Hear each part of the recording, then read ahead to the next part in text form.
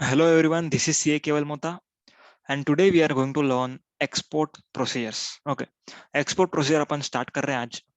अब तक अपन ने देखा था import procedure. अगर import procedures आपको अच्छे से समझ में आया है तो export procedure is a by product. Okay, एकदम इजी रहेगा export procedure. आज मेरा आवाज थोड़ा सा बैठा हुआ है क्योंकि कल मैंने जो इंटर का मैराथन लेक्चर लिया तो मेरा गला थोड़ा सा डाउन है आज. ठीक है, कोई बात नहीं. एक्सपोर्ट प्रोसीजर अपन ना अभी सबसे पहले एक ब्रॉड ओवरव्यू ले लेते हैं.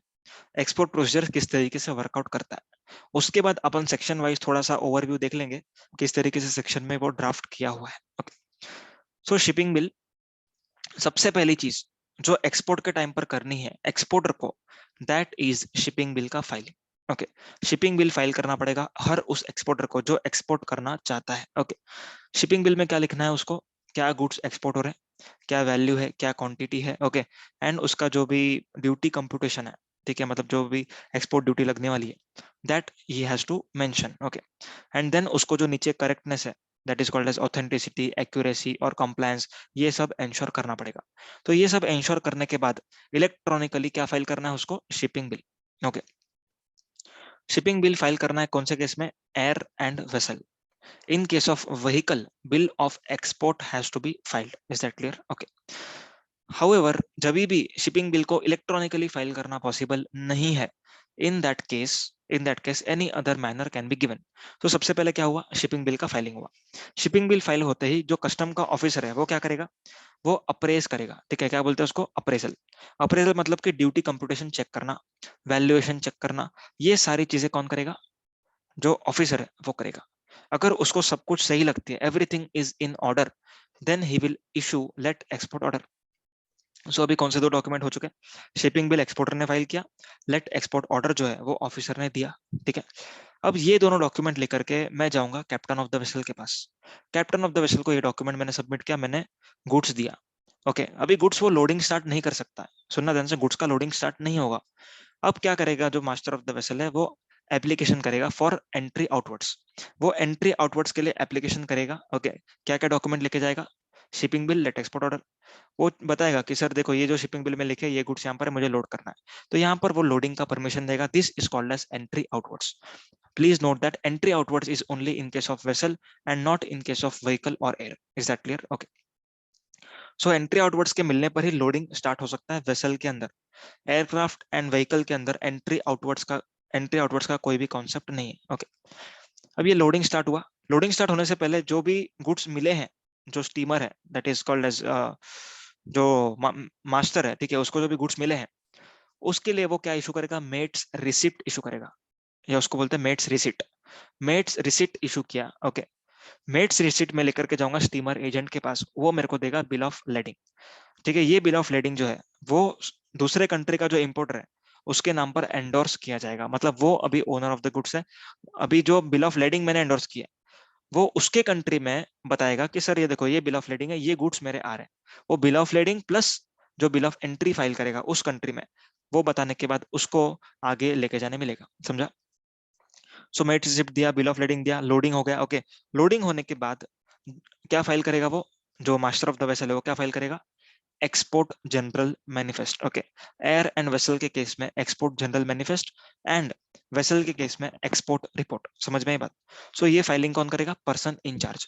अब ये फाइलिंग करने के बाद फाइनल डिपार्चर ऑर्डर इशू करेगा कस्टम्स ऑफिसर. बोला कि yes now you can go out of India, bye bye, खत्म, टाटा बाय बाय. तो इस तरीके से होता है एक्सपोर्ट का प्रोसीजर. आइए अपन अभी देख लेते हैं थोड़ा सा overview section wise. Just a second.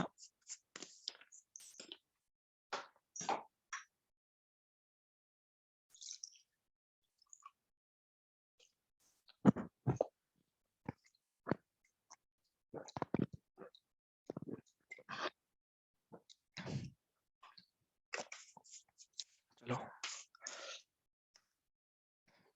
Lot of pain in throat. सबसे पहले यहाँ पर लिखा हुआ है entry of goods for exportation. ठीक है, entry of goods for exportation. Goods आए हैं एक्सपोर्ट होने के लिए. ठीक है, किसके साथ आएंगे, कौन से डॉक्यूमेंट के साथ आएंगे, शिपिंग बिल के साथ साथ. ओके, अगर आप लोग वेसल से भेज रहे हो तो शिपिंग बिल के साथ आएंगे.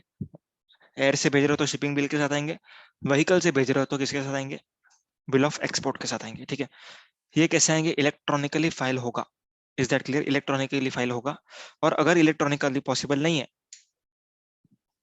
ठीक है, if it is not feasible, then any other manner. Clear है बात? ओके। अब शिपिंग बिल फाइल करने के टाइम पर जो एक्सपोर्टर है उसको क्या इंश्योर करना है, शिपिंग बिल या फिर बिल ऑफ एक्सपोर्ट फाइल करने के टाइम पर एक्सपोर्टर को क्या इंश्योर करना है कि everything, every detail is accurate, complete. Is that clear? Authenticate है कि नहीं वो भी उसको चेक करना होगा। ओके। कंप्लायंस प्रॉपरली हो रहा है कि नहीं लॉ के साथ, वो भी उसको चेक करना पड़ेगा। समझ में आई बात? ओके। आगे, clearance of goods for exportation. जब हमने शिपिंग बिल फाइल कर दी है, ओके, जो कस्टम्स जो ऑफिसर है वो क्या करेगा, कस्टम्स अप्रेजल ऑफिसर्स होते हैं, वो लोग क्या करते हैं, चेक करते हैं shipping bill, duty computation check करेंगे, वैल्यू चेक करेंगे, सब कुछ ओके है, प्रोहिबिटेड गुड्स नहीं है, then he will make an order for shipment. ठीक है, क्या क्या ऑर्डर करेगा, शिपमेंट के लिए। That is called as let export order. Let export order का रिलेवेंस बहुत ज्यादा है। Okay, let export order is very much relevant. क्यों रिलेवेंट है? This is relevant for refund purposes. ठीक है, किसके लिए रिलेवेंट है, रिफंड पर्पस के लिए रिलेवेंट है। क्यों? जो 2 इयर्स होता है वो कहां से अपन गिनते हैं, लेट एक्सपोर्ट ऑर्डर के डेट से। देन जब भी एक्सपोर्ट ड्यूटी आपको अगर डेफर्ड पेमेंट करने का सिस्टम मिल रहा है, एक्सपोर्ट ड्यूटी डेफर्ड पेमेंट, मतलब जो अपना वो था ना, याद आ रहा है, इम्पोर्ट ड्यूटी के टाइम पर डेफर्ड पेमेंट रूल्स था ऑथोराइज इकोनॉमिक ऑपरेटर के लिए, उसी तरीके से लेट अपना एक्सपोर्ट ड्यूटी के लिए भी ये रूल्स बनाएंगे। ओके, तो अगर आपका डेफर्ड पेमेंट का रूल्स है, आप उस कैटेगरी के एक्सपोर्टर जिसको डेफर्ड पेमेंट करने का अधिकार दिया हुआ है, okay, then in that case आपको डेफर्ड पेमेंट करना है, तो पूरा ड्यूटी भरने से पहले भी आपको लेट एक्सपोर्ट ऑर्डर दिया जाएगा, only in case of deferred payment. ऐसा नहीं कि आप पूरा पेमेंट कर दो फिर ही एक्सपोर्ट देंगे, ऐसा नहीं। नेक्स्ट, जो भी इंटरेस्ट रेट होगा डेफर्ड पेमेंट का, ओके, जब भी अगर वो एक्सपोर्टर फेल हो जाता है पे करने को, तो उसको इंटरेस्ट के साथ पे करना होगा ड्यूटी। सो इंटरेस्ट जो होगा that will be ranging from 5% to 36%। Then comes notice of short export of goods. Okay, notice of short export मतलब कि शिपिंग बिल पे लिखा है 4 आइटम एंड पोर्ट पे आया है 3 आइटम, तो this is called as short export. तो यहाँ पर जो ऑफिसर है वो किसको इंटीमेट करेगा, एक्सपोर्टर को, कि सर आपका गुड्स कम आया है। सो जो जो एक्सपोर्टर है उसको क्या करना है, शिप के डिपार्चर के 7 दिन के अंदर अंदर रिप्लाई फर्निश करना है कि क्यों ऐसा हुआ। Is that clear? तो यहाँ पर अपना प्रोसीजर खत्म होता है एक्सपोर्ट ऑफ गुड्स के रिलेटेड। अब आगे कन्वेंस के रिलेटेड प्रोसीजर चालू होगा, एक्सपोर्ट का प्रोसीजर, कन्वेंस का। Control over the export goods, जो भी स्टीमर एजेंट होता है, ठीक है, पर्सन इंचार्ज, उसके हाथ में अभी कंट्रोल आ जाएगा। कब? जब शिपिंग बिल फाइल हो गया, ओके, लेट एक्सपोर्ट ऑर्डर आ गया, लेट एक्सपोर्ट ऑर्डर आ गया, then in that case the control over export goods is shifted to steamer agent और master of the vessel. Next very important point जो सेक्शन 39 से आ रहा है, 39 से, जो कहता है कि goods can not be loaded unless there is entry outward. Goods का लोडिंग कब हो सकता है, only on entry outwards. However there are 2 items which can be loaded without entry outwards, that are baggage and mail bags. ठीक है, मतलब baggage and mail bags के लिए एंट्री आउटवर्ड की जरूरत नहीं लगेगी। And very important point, entry outward is only applicable in case of vessel, not in case of aircraft और व्हीकल। आगे, goods, export goods not to be loaded unless duly passed by officer. Officer को obviously सब कुछ पास करना होगा, late export order होना चाहिए, entry outwards होना चाहिए, ये सब होगा, ये सब ऑर्डर पास हुआ है। ठीक है, मतलब जो शिपिंग बिल है वो ऑफिसर ने अप्रूव किया, तो ही तो लेट एक्सपोर्ट हो रहा है। Then only the the person in charge applied for entry outwards. तो ये सारी चीजें होने के बाद ही गुड्स का लोडिंग हो सकता है। Is that clear? ओके, यहाँ पर वही लिखा हुआ है, the person in charge of a conveyance shall not permit loading, okay, of export goods other than baggage and mail bags unless shipping bill has been duly passed by proper officer। proper officer को shipping bill जो है वो पास करना पड़ेगा, ठीक है, कि ये सब बरोबर है, ओके है, उसको बोलते हैं passing of shipping bill. Okay, तो ये सारी चीजें होती हैं, उसके बाद ही क्या होगा, लोडिंग होगा। In case of export goods other than baggage and mail bags, okay, mail bags and baggage को छोड़ करके दूसरे जो गुड्स होते हैं वो किसके साथ अकम्पनीड होना चाहिए, shipping bill. If it is eight airport और सी पोर्ट, मतलब वेसल से या फिर एयरक्राफ्ट से जा रहा है तो शिपिंग बिल होना चाहिए, अगर व्हीकल से जा रहा है तो बिल ऑफ एक्सपोर्ट होना चाहिए, एंड अगर ट्रांसशिपमेंट के लिए जा रहा है, मतलब कन्वेंस चेंज हो रहा है, तो in that case bill of transshipment होना चाहिए। Okay, in case of baggage and mails they should be permitted by customs for export. Customs को खाली परमिशन देना है, that's it. Next is delivery of departure manifest और export manifest. अभी ये बात कर रहे हैं अपन ईजीएम की, एक्सपोर्ट जनरल मैनिफेस्ट। अब तक अपन कौन से स्टेज पे थे, ऑफिसर ने पास किया लोडिंग हो चुका। अब क्या होने वाला है, एक्सपोर्ट जनरल मैनिफेस्ट फाइल होगा। कौन फाइल करता है, पर्सन इंचार्ज फाइल करता है। Okay, export general manifest in case of air and vessel and export report in case of vehicle. समझ में आई बात? ओके। अब जो ईजीएम या फिर एक्सपोर्ट रिपोर्ट है उसके अंदर क्या डिक्लेरेशन देता है वो सुनो। Particulars of the vessel, crew and passenger. ठीक है, ये जो वेसल है या फिर ये जो एयरक्राफ्ट है इसके अंदर कौन कौन लोग जाने वाले हैं, एक्सपोर्ट हो रहे हैं, मतलब गुड्स तो एक्सपोर्ट हो ही रहे हैं, पर जो पैसेंजर है वो कितने हैं, क्या नाम है, नेम रिकॉर्ड इन्फॉर्मेशन याद है अपन ने देखा था। Same has to be done in case of exports.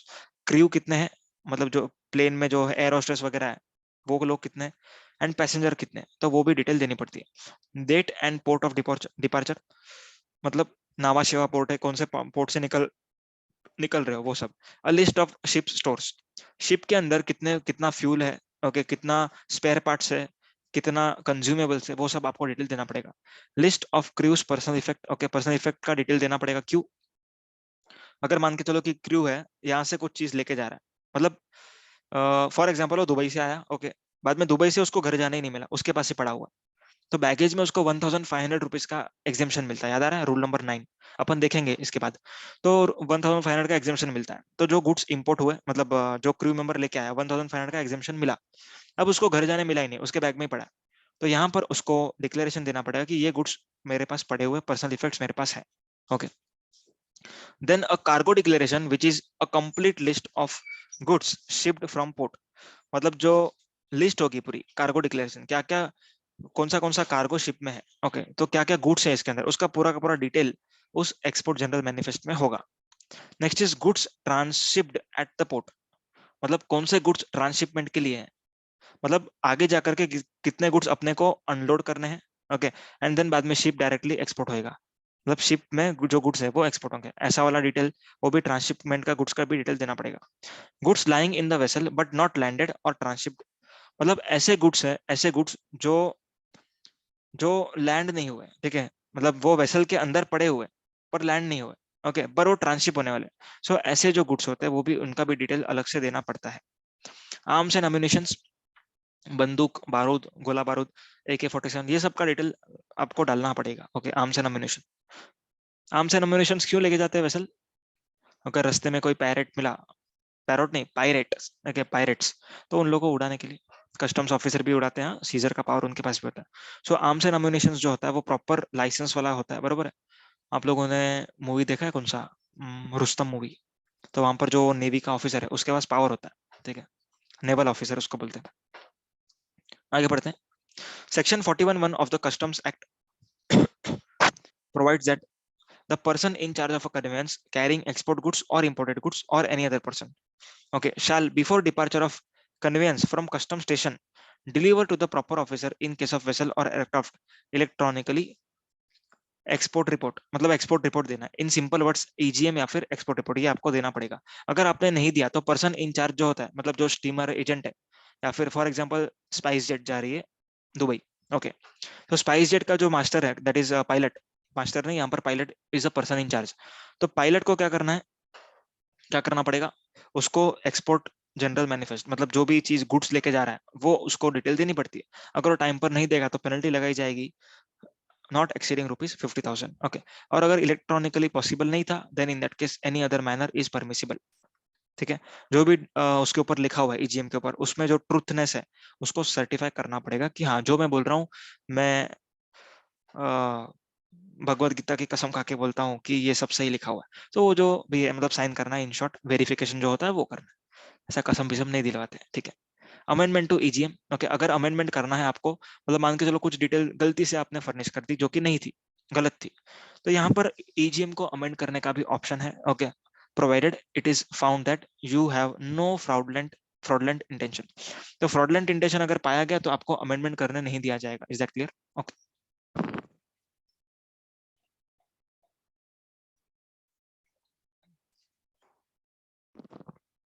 Preparation of export general manifest, भी यहाँ पर वही कार्गो मैनिफेस्ट बोलते हैं। देखो एक्सपोर्ट जनरल मैनिफेस्ट को दो तीन नाम है, export general manifest, okay, export manifest भी बोलते हैं इसको, कार्गो मैनिफेस्ट भी बोलते हैं, ठीक है, ये सारी चीजें बोलते हैं इसको। ये मेट रिसिप्ट का कंसेप्ट मैंने आप लोग को ऑलरेडी बताया। In case of shipment by sea, ship officer gives a receipt after he has received the consignment, उसको जब कंसाइनमेंट मिल जाएगा तब वो क्या करेगा, एक मेट रिसिप्ट देगा। वो मेट रिसिप्ट जो है वो स्टीमर एजेंट के पास जाती है जो बिल ऑफ लैडिंग इशू करता है। एंड एयरवे के केस में क्या होता है, एयरवे जो कंपनी है स्पाइसजेट फॉर एग्जांपल, वो एयर कंसाइनमेंट नोट इशू करती है। Okay. And train and lorry के केस में लॉरी रिसिप्ट वगैरह, रेलवे रिसिप्ट, ये सब इशू की जाती है। आगे, passenger and crew departure manifest, जो पैसेंजर जा रहे हैं वेसल में या फिर एयरक्राफ्ट में, तो उनका डिटेल अपने को अलग से देना पड़ता है। उसको अपन क्या बोलते हैं, पैसेंजर नेम रिकॉर्ड इन्फॉर्मेशन। याद आ रहा है, अपन ने इंपोर्ट के टाइम पर भी पढ़ा था, एक्सपोर्ट के टाइम पर भी सेम है। पैसेंजर क्रू कितने जा रहे हैं अपने को देना है, ठीक है, उनका नाम, ठीक है, नाम, नेम रिकॉर्ड इन्फॉर्मेशन। अभी उसमें फॉर्मेट कुछ होता है, ठीक है, जैसे serial number, name of the passenger, कहाँ से जा रहा है, किधर से आया था, क्या एज है, कब डिपार्चर हो रहा है, and so such other details as may be prescribed. Okay. और अगर ये पैसेंजर या फिर passenger and crew departure manifest नहीं देता है, कौन देना चाहिए, पर्सन इंचार्ज। अगर वो नहीं देता है तो उसके ऊपर पेनल्टी लगाई जा सकती है 50,000 रुपीज तक की। Next is no conveyance shall leave without return order, मतलब फाइनल रिटर्न ऑर्डर दिया जाता है delivery sorry departure order, departure order आने के बाद ही कोई भी वेसल इंडिया के बाहर निकल सकता है, उसके पहले नहीं जाना है। तो उसको अपन कहते हैं section 42, no conveyance to leave without return order. एक बार रीड कर लेते हैं। The person in charge of the conveyance which has brought any imported goods or has loaded any export goods in custom station shall not cause or permit the conveyance to depart from the custom station। Custom station से जो vessel है वो हिलना नहीं चाहिए until and unless a written order to that effect has been provided by proper officer। अभी proper officer को order तब तक नहीं देना है जब तक ये सारे कंडीशन फुलफिल नहीं हो जाती। क्या क्या कंडीशन है, सबसे पहला, पर्सन इंचार्ज को सारे के सारे सवालों के जवाब देने पड़ेंगे जो भी ऑफिसर पूछेगा। Next is export general manifest file करो, ठीक है। देन शिपिंग बिल वगैरह जो भी डॉक्यूमेंट्स है वो डॉक्यूमेंट्स वहां पर सबमिट करो। जो स्टोर्स वगैरह है, ठीक है, जो भी स्टोर्स कंज्यूमेबल्स जो भी है, ठीक है, वो सारी चीजें, अगर फॉरेन गोइंग वेसल नहीं है तो ड्यूटी पेमेंट हो जानी चाहिए। Is that clear? देन अगर यहाँ पर एक चीज इंपॉर्टेंट आ रही है, the person in charge of the conveyance has satisfied that the proper officer that no penalty is leviable under him under section 116। 116 में एक पेनल्टी का क्लॉज है, ओके, वो पेनल्टी नहीं लग रही है, ऐसा उसको सेटिस्फाई करना पड़ेगा। समझ में आई बात? यहाँ पर एक इंपॉर्टेंट चीज है, पॉइंट नंबर डी पढ़ते हैं। All duties leviable on the stores consumable in such conveyance and all charges and penalties due in respect of such conveyance from person in charge have been paid or the payment secured with the guarantee or deposit. Okay, तो यहाँ पर क्या करना है, अगर कोई penalty लगने वाली है, ओके, तो वो पेनल्टी वगैरह पेमेंट करो, चार्जेस लग रहे हैं वो चार्जेस पेमेंट करो, ओके। एंड अगर पेमेंट नहीं कर रहे हो देन इन दैट केस आपको गारंटी या फिर सिक्योरिटी देनी पड़ेगी, एंड उसके बाद ही आपको रिटर्न ऑर्डर दिया जाएगा to depart from the customs station. Next is in case where in case where any export goods have been loaded without payment of export duty, मतलब एक्सपोर्ट ड्यूटी भरनी चाहिए थी पर आपने एक्सपोर्ट ड्यूटी बिना भरे लोडिंग कर दिया, okay, in contravention of the provision, तो यहाँ पर उन गुड्स को अपने को अनलोड करवाएंगे लोग, ठीक है। हाउएवर अगर अनलोडिंग पॉसिबल नहीं है तो आप लोग को एक अंडरटेकिंग साइन करके देनी पड़ेगी कि सर हम लोग ये एक्सपोर्ट गुड्स मतलब जो वेसल में डाल दिए एकदम अंदर चले गए होंगे तो उसको बाहर निकालने के लिए पूरा वेसल खाली करना पड़ेगा, तो ऐसा होगा क्या? नहीं। तो यहाँ पर अपने को एक अंडरटेकिंग देनी पड़ेगी। ओके, ये अंडरटेकिंग क्या होगा? अंडरटेकिंग ये होगा कि ये गुड्स जो दूसरी कंट्री है वहां पर हम लोग अनलोड नहीं करेंगे, उस गुड्स को हम एज इट इज वापस से लेके आएंगे, ठीक है, ये लिखा हुआ है। Such goods have been unloaded, ठीक है, मतलब पहले तो कोशिश करो अनलोड होने की, अगर अनलोड नहीं हो पा रहे then in that case where AC that is assistant commissioner is satisfied that it is not practical to unload, बहुत अंदर चले गए, अनलोड करना पॉसिबल नहीं है, the person in charge of the conveyance has given the undertaking, person in charge को undertaking देना है या फिर गारंटी डिपॉजिट जो भी है वो सब करना है, ओके, कि वो गुड्स वो वापस से इंडिया में लेके आएगा। समझ में बात?